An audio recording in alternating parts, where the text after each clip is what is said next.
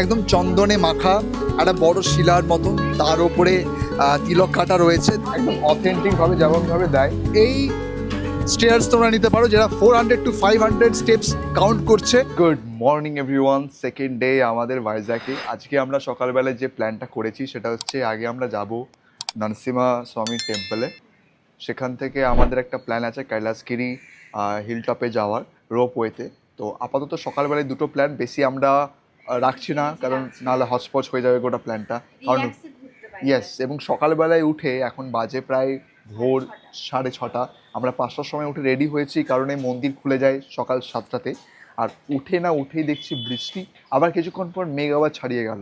মানে র্যান্ডামলি ওয়েদারটা পুরো চেঞ্জ হতে শুরু করে দিয়েছে, কখনো বৃষ্টি কখনো রোদ দিচ্ছে। একটা দারুণ একটা মনোরম পরিবেশ সকালবেলাতে।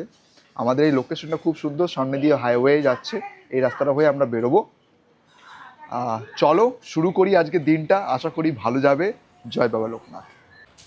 কাল রাত্রেবেলাতে স্কুটিটা বাইরে রেখেছি, কারণ এখানে পার্কিং বলতে গেলে হোটেলের সামনে অনেকটাই জায়গা আছে, 4 হুইলার ওখানে পার্কিং হয়ে যায়, এখানে স্কুটি পার্কিং করে দেয়। আমাদের সামনেই এখানে সকালবেলায় ইডলি বড়া সমস্ত কিছু হচ্ছে, ওখানেও তাই, বিভিন্ন ইডলি সাউথ ইন্ডিয়ান ডিশেস পর্যন্ত পাওয়া যাচ্ছে সকালবেলাতে। চাটা খাওয়ার জন্য বেশ ভালো। আর সামনে আমাদের একটা স্টেশনারি শপ আছে, সুতরাং এই লোকেশনটা আমাদের জন্য বেশ ভালোই মনে হয়েছে।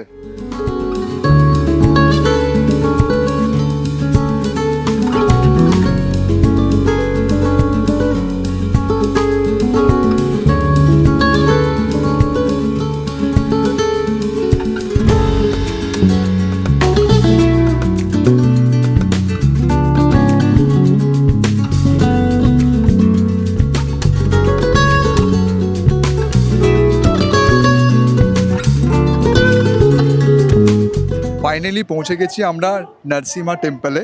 তো আমরা এখন অলমোস্ট কটা বাজবে, 9টা 9:30 বাজবে। কারণ এত বড় লাইন প্রায় দু ঘন্টা সময় লাগলো আমাদেরকে পৌঁছতে। আমরা ফ্রি লাইনে ঢুকেছিলাম, এখানে ভিআইপি লাইনও আছে, সেখানেও তোমরা যেতে পারো। সেখানে এক্সট্রা চার্জেস দিয়ে তোমরা যেতে পারো। 100 টাকা থেকে 300 টাকা দেখলাম অনেক জায়গায় লেখা আছে।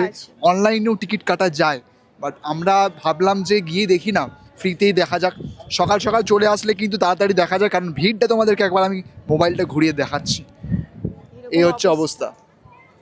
এটা কিছুই না, ভেতরে যদি তোমরা লাইন দাও তাহলে বুঝতে পারবে যে কি পরিমাণ ভিড়টা আছে। আর ওখানে ভেতরে দেখলাম একটা প্রসাদ দিচ্ছে, চালের প্রসাদ, আমরা খেলাম, সেটা খুব সুন্দর। মিষ্টি নয় কিন্তু এটা, এখানে প্রসাদ নোনতা, মিষ্টি নয়। আর মোটামুটি এখানে সমস্ত কিছু জুতো ব্যাগ রাখার জায়গা আলাদা সেপারেট আছে। যদি কেউ এই বরাহ টেম্পলে আসতে চাইছো, মানে যদি এটাকে তোমরা আইটিনারির মধ্যে রাখতে চাইছো, তাহলে কিন্তু অলমোস্ট তোমরা 2 থেকে 3 ঘন্টা ধরে চলো মন্দির দর্শনে। আর বাকিটা ধরো আসা যাওয়া করতে মেন টাউন থেকে আধা ঘন্টা সময় লাগবে, যেতেও আধা ঘন্টা। হ্যাঁ।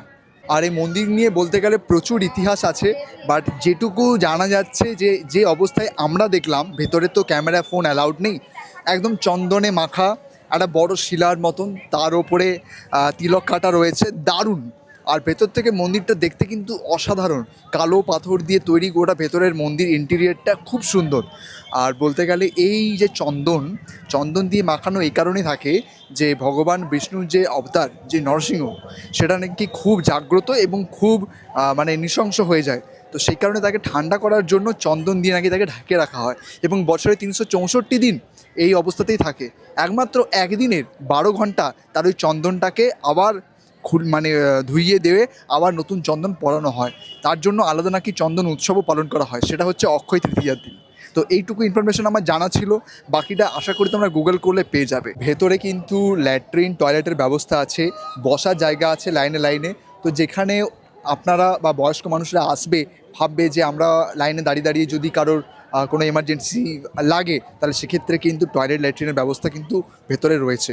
এবং মানুষের ব্যবহার কিন্তু অমায়িক সুন্দর, যে লাইন ভেঙে দিয়ে ঢুকে যাচ্ছে, বাজে ব্যবহার করছে, সেরকম কিন্তু একটুও নয়।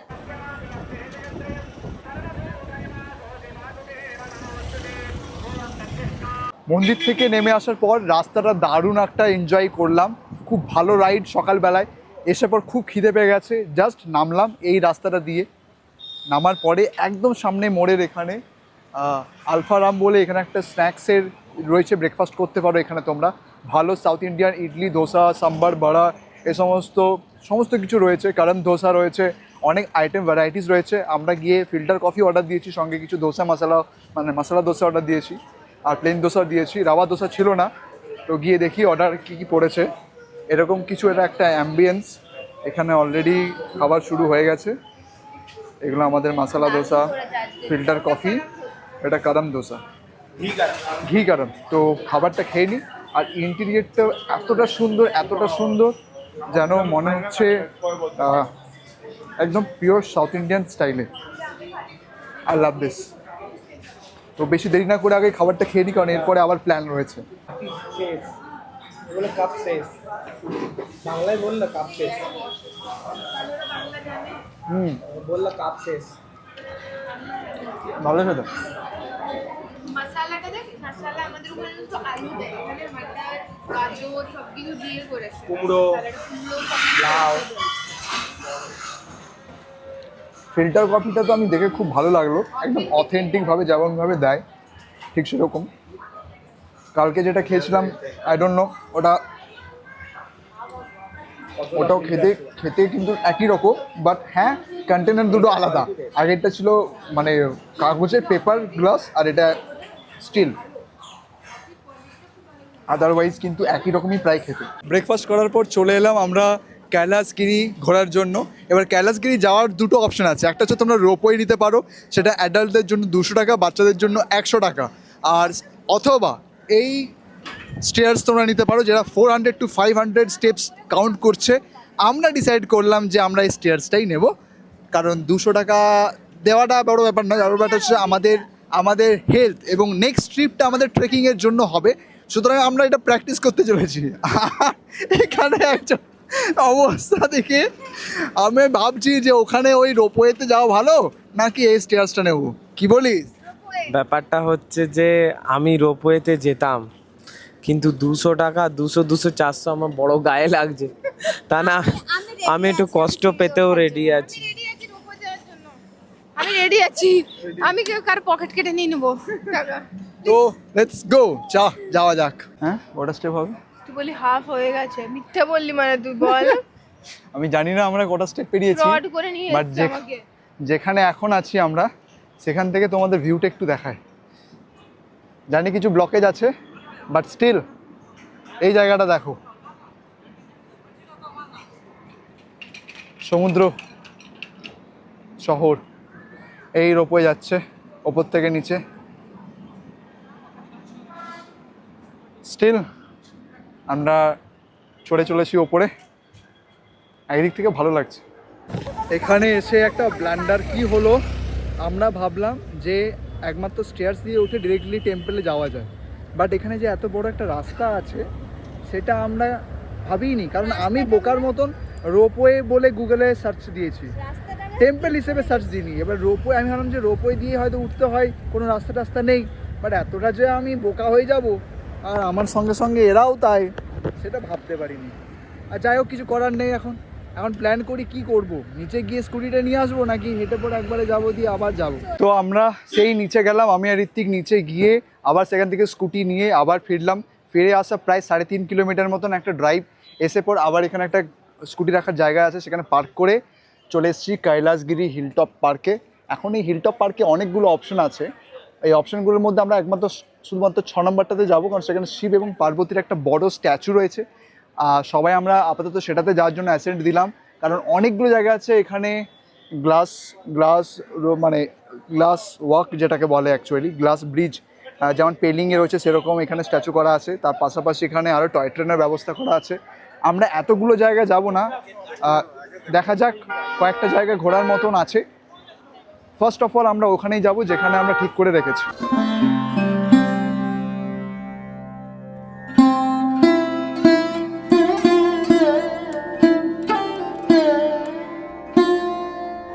আমাদের আজকে আর দম নেই, আমরাই এখন শিব পার্বতী হয়ে বসে দিয়েছি, আমাদের আর দম নেই। আমরা বেরিয়েছি 6:30। আর উপরে সূর্য, আমরা হাঁটছি, দাঁড়িয়ে আছি, মানে রেস্ট নিই এখনো পর্যন্ত। আজকে তাও ওয়েদারটা ভালো আছে বলে এখানে বসে থাকতে পারছি, না হলে মনে হয় না। হেঁটেও আসতে পেরেছি। হ্যাঁ, চলে এসেছি লাঞ্চ করার জন্য। লাঞ্চে যেটা আমরা দিয়েছি সেটা হচ্ছে একটা থালি, সাউথ ইন্ডিয়ান থালি। যে হোটেলটাতে আমরা খেতে এসেছি সেটা আমাদের মানে রেস্টুরেন্টটাতে যেটা খেতে এসেছি সেটা আমাদের হোটেলের কাছেই। রেস্টুরেন্টটার নাম হচ্ছে রাজু গাড়ি রুচুলু। মানে নামটা বেশ ইন্টারেস্টিং, তার সঙ্গে খাবারের যে থালিটা সেটা কিন্তু আরও বেশি ইন্টারেস্টিং। এখানে দেখতে পাচ্ছি কি কি আছে তোমাদেরকে একটু বলে দিই। এটা রাইস, চিকেন কারি, রসম, বিরিয়ানি রাইস, চিকেন ফ্রাই, এটা দহি, আর এটা সুইট কিছু আইটেম আছে একটা। সব মিলিয়ে দেখে তো ভাই আমার জিভে জল চলে আসছে, কারণ আজকে যা খাটাখাটনি আমাদের গেছে, তারপরে এই খাবারটা আমার মনে হয় না পেটে ঢুকলে আরও মনে হয় জায়গা বেঁচে যেতে পারে। তো বেশি দেরি না করে তোমাদেরকে একটু লোভ দেখিয়ে খাওয়াটা শুরু করি। আমার রসম রাইস খাওয়ার অনেক দিনের ইচ্ছে ছিল, আজকে খেলাম, আমার খুব ভালো লেগেছে, খুব খুব ভালো রসম রাইস। মানে টক টক একটু টাইপের ভাব আছে, আর তার সাথে রাইস একদম আলাদা খেতে। আমাদের আরেকটা নতুন একটা আইটেম অ্যাড করে দিল, ওরা করলো, সেটা হচ্ছে একটা ফিশের একটা আইটেম। এটার নাম পুরুষ সামথিং কিছু একটা নাম বললো, পুলুশো ম্যাঙ্গো কারি। মানে কারিটাতে ম্যাঙ্গো আছে ফ্লেভার। আই থিঙ্ক এটা একটা বেশ ভালো একটা রেসিপি হতে চলেছে। মাছ তো তুই খাস না, তুই কেন হাত দিচ্ছিস? হ্যাঁ,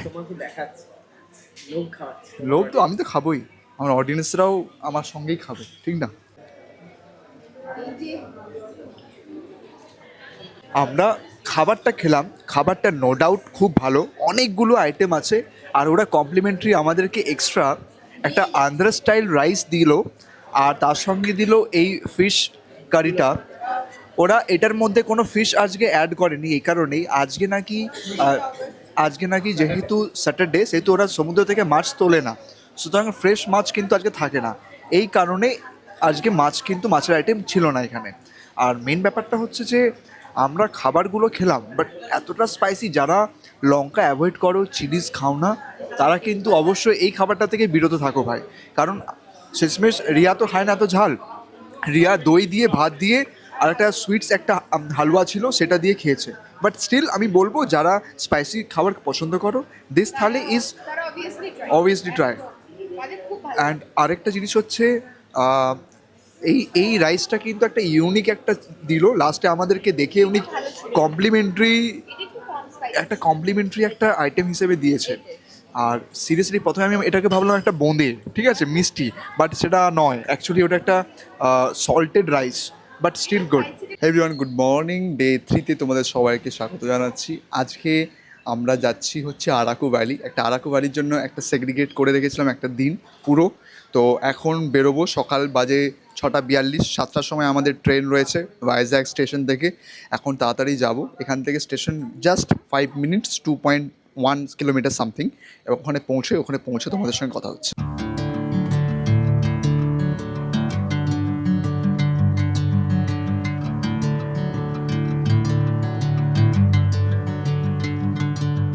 ট্রেনে চেপে গেলাম। আচ্ছা, যে ব্যাপারটা ছিল সেটা হচ্ছে ট্রেন নাম্বারটা ছিল 58501, যেটা বিশাখাপত্তনম থেকে কারণদুল পর্যন্ত যাচ্ছে।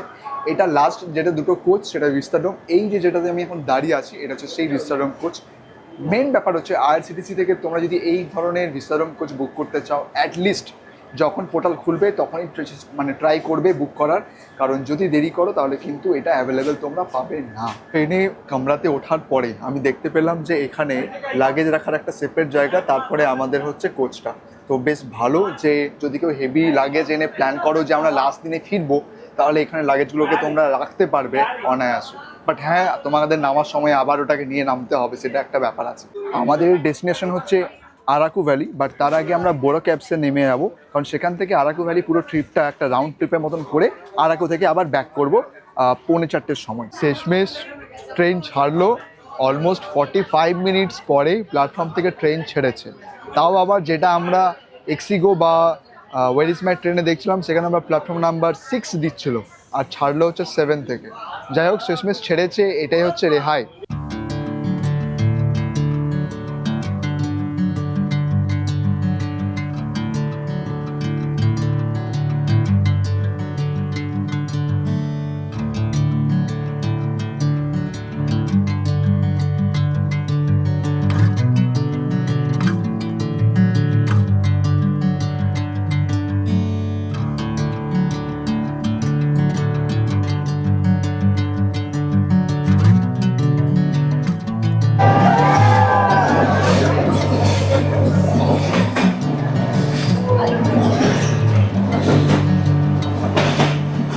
পাহাড়ের ওখানে ওখানে কাজ চলছে, ওখানে রেলওয়ে লাইনের কাজ আছে। আমার মনে হচ্ছে ওই লাইনটাই এদিক দিয়ে হয়ে যাবে, ওদিক হয়ে আবার ঘুরবে। দারুণ লাগছে, দারুণ। হ্যাঁ হ্যাঁ, বাড়ি কোথায়? ঘর বাড়ি? হ্যাঁ, না ওগুলো কনস্ট্রাকশনের কাজ যারা করে। সব মিলিয়ে এরপরে যেটা দেখতে পাচ্ছি আমরা, টানেলে ঢুকছি।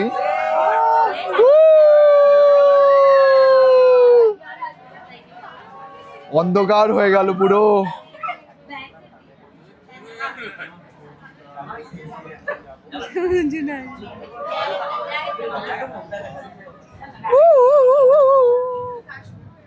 এবার টানেল থেকে বেরোচ্ছি আমরা আস্তে আস্তে।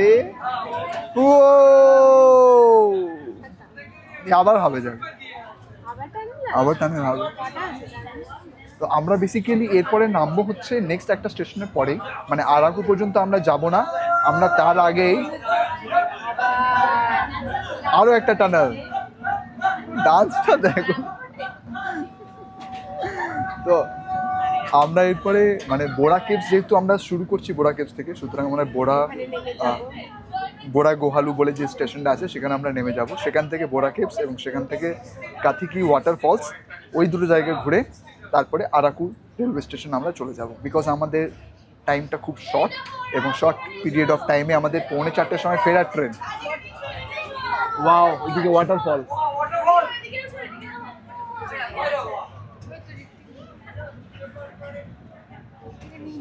চারিদিক দিয়ে দেখতে গেলে দারুণ লাগছে বেশ।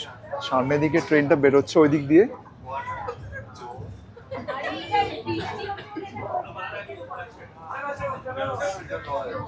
জাস্ট ফাটাফাটি।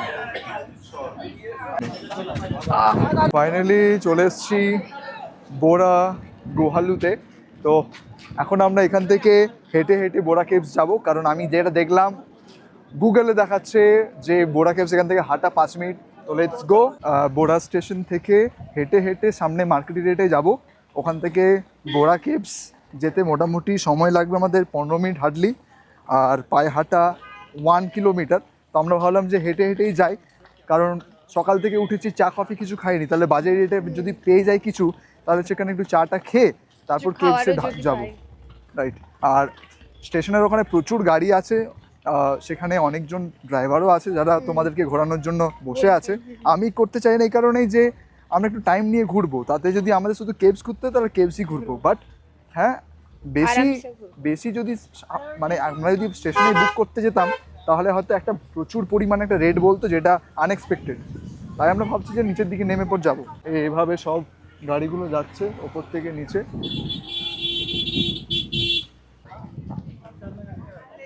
হ্যাঁ, হাঁটতে হাঁটতে একটা জায়গাতে ব্রেকফাস্ট করলাম। ব্রেকফাস্ট করার পর ব্যাম্বু চিকেন আর ব্যাম্বু বিরিয়ানি, এখানে প্রচুর দোকান রয়েছে। অ্যাকচুয়ালি এখান থেকে আগে অর্ডার দিয়ে আমাদের কেভসে যাওয়াটা উচিত মনে হবে, কারণ যেতে অনেক সময় লাগবে, করতে 1 ঘন্টা। আপনার যতক্ষণ আসবে 1 ঘন্টা হয়ে যাবে। তাহলে আগে আমরা বেটার হচ্ছে ব্যাম্বু চিকেন আর বিরিয়ানিটা অর্ডার দিয়ে যাবো। দোকান খুঁজছি।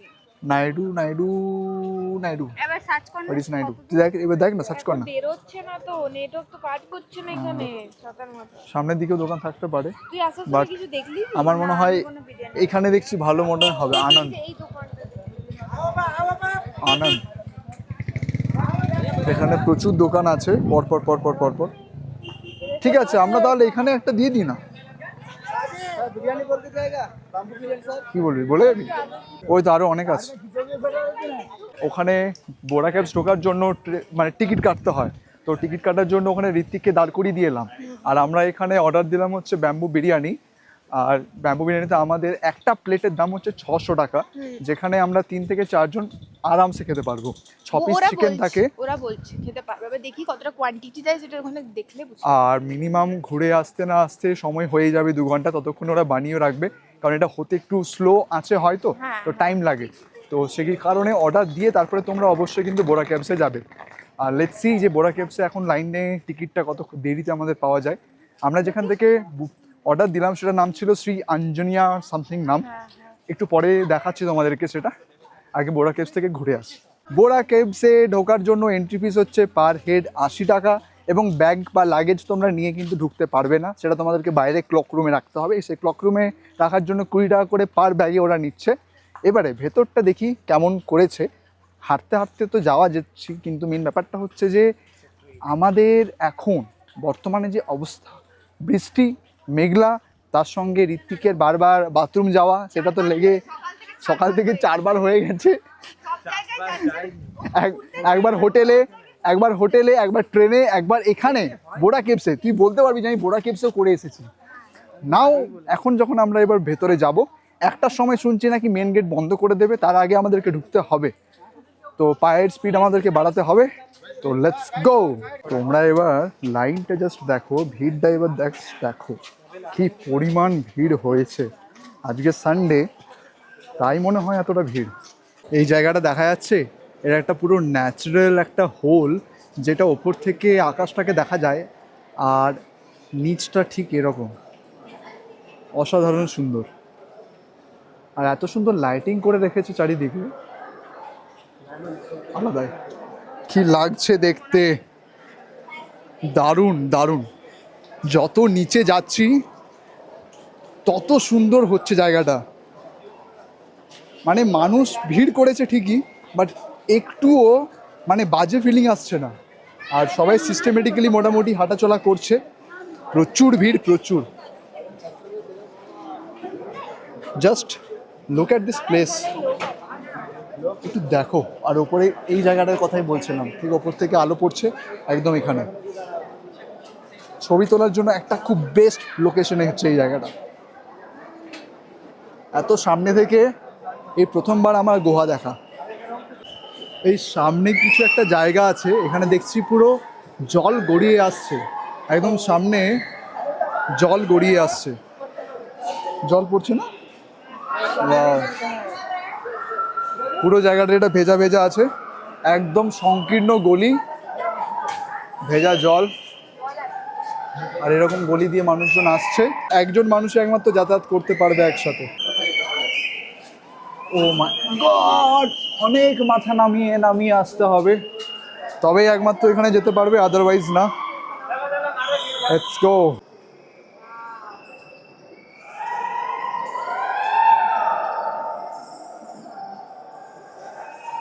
আমরা এখন এসে পৌঁছে গেছি ডেড এন্ডে, মানে এই কেভের শেষে আর কিচ্ছু নেই, আমার পেছনেই শেষ। আমাদের আসতে সময় লাগলো খুব জোর হলে 20 মিনিট, সেই 20 মিনিট সময় লাগলো আমাদেরকে এত দূর আসতে। এবার ফিরতে একটু বেশি সময় লাগবে, যেহেতু আসার সময়টা হচ্ছে একদম ডাউন আর যাওয়ার সময়টা হচ্ছে একদম আপ। তো দেখা যাক কতক্ষণ সময় নেওয়া যেতে পারে, কারণ যে অবস্থা আমাদের এখন পর্যন্ত আমরা এমন কিছু ঘামিনি, বাট উঠতে উঠতে কতটা কষ্ট করতে হয় সেটাও একটা ব্যাপার। তো আমরা বোরা কেভস থেকে জাস্ট বেরোলাম, আমাদের উঠতে সময় লাগলো অলমোস্ট 1:15 বাজে, মানে আমরা চলছি 30 মিনিট 35 মিনিট লেগেছে, প্রায় 1 ঘন্টা যাওয়া আসা। ভিড় ছিল, ভিড় অবস্থাতে মানে ক্রাউডেড থাকা সত্ত্বেও আমরা 1 ঘন্টায় ঘুরে চলে এলাম। আমি শুনেছিলাম নাকি 2 ঘন্টার উপর সময় লাগে, মানে যেটা একটা মিথ। যাই হোক, বেরিয়ে এসে পর আমরা ব্যাম্বু চিকেন খাচ্ছি, না ব্যাম্বু চিকেন না, ব্যাম্বু বিরিয়ানি অর্ডার দিয়েছি, সরি ব্যাম্বু বিরিয়ানি অর্ডার দিয়েছি। এটা এখন কাবাব খাচ্ছি এখন। আর bamboo chicken I don't know পাবো কি না, আই থিঙ্ক যদি পাই তাহলে অবশ্যই অর্ডার দেবো। একটা স্টিক 30 টাকা করে, 4 পিস করে থাকছে, গুড এনাফ। খেতে ভালো লাগবে আই গেস। ধোঁয়া প্রচুর। একটা অর্ডার দিলাম 4টে 4 জনে। লেটস খেয়ে দেখি, লেস স্পাইসি কেমন হয় দেখা যাক। কাবাবটা চলে এসেছে। আমার জন্য তো স্পাইসি, কারণ আমি একটুও স্পাইসি খাই না, কিন্তু যারা স্পাইসি খাও তাদের জন্য খেতে পারো, আর যারা কম স্পাইসি খাও তাদের জন্য এটা ঠিকঠাক। ফাইনালি ব্যাম্বু বিরিয়ানি পেয়ে গেছি, বাট প্রবলেম একটাই, যেখানে বসে ধোঁয়ার যে এত আঁচ পুরো চোখে এসে লাগছে, খেতে খুব অসুবিধা হচ্ছে, চোখ পুরো জ্বলছে। বাট স্টিল খিদেও পেয়েছে, আর খেতে তো হবেই। আর এইখানে ঠিক ওই রকমভাবে ওখানে ব্যাম্বুগুলোকে লাগিয়ে হালকা আঁচে বিরিয়ানিগুলো হচ্ছে। ওখানে রায়তা বানাচ্ছে, এখানে রায়তা দিয়েছে, একটা চিকেনের কারি দিয়েছে, সঙ্গে চিকেন বিরিয়ানি আর স্যালাড। খেয়ে নিই চট করে, কেমন করেছে তোমাদেরকে একটু বলি।